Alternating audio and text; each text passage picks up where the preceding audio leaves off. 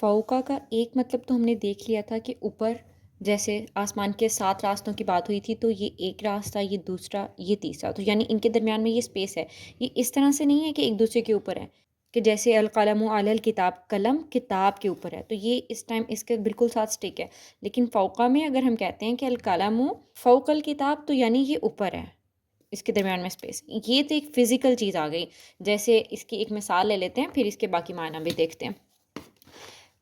कोहे तूर का जब ज़िक्र होता है तो कुरान पाक में है वरफ़अना फ़ौक़कुमुत-तौर, कि हमने तुम्हारे ऊपर तूर पहाड़ को बुलंद किया। अब यहाँ पर बुलंदी एक फ़िज़िकल बुलंदी है, लेकिन इस तरह की कि ये स्पेस है। ये नहीं है कि उसके ऊपर बिल्कुल इस तरह से स्टिक था। पहाड़ जब ऊपर था सरों के ऊपर, तो वो ये स्पेस थी।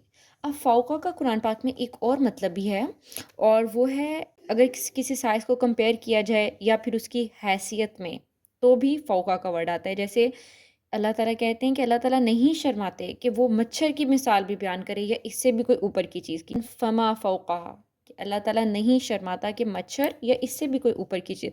तो अब यहाँ पर जो मिसाल आ रही है वो हैसियत में भी ली जा सकती है और साइज़ में भी, कि वो इससे भी छोटी चीज़ की मिसाल बयान कर दे। अल्लाह ताला कह रहे हैं मैं इससे भी कोई ऊपर की चीज़ की, बड़ी चीज़ की मिसाल बयान करूँ, मैं नहीं शर्माता आप कोई बात सिखाने में। और ये दूसरी हैसियत में भी आ सकती है कि मच्छर की हैसियत बहुत कम है, तो अल्लाह ताला नहीं शर्माते कि इतनी एक कम हैसियत वाली चीज़ की मिसाल बयान करें या इससे भी कोई ऊपर वाली हैसियत की। एक और जिसको हम माना में ले सकते हैं वो है गलबा या बरतरी के माना में, जो कुरान पाक में आता है।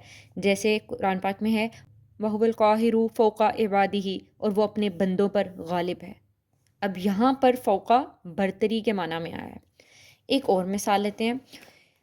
फ़ौक़ा किसी दर्जा या बुलंदी के लिए भी आ सकता है, किसी मर्तबे में। जैसे एक शख्स को दूसरे शख्स पर अगर फ़जीलत है, तो अल्लाह ताला कहते हैं वरफ़अना बअदहुम फ़ौक़ बअदिन दरजात, कि हमने बात को बाज़ दर्जों पर में बुलंद कर दिया, या बुलंद कर दिया, या एक को दूसरे के दर्जे पर ऊपर रख दिया। तो इसका ये मतलब है एक का दर्जा दूसरे के दर्जे से ज़्यादा है,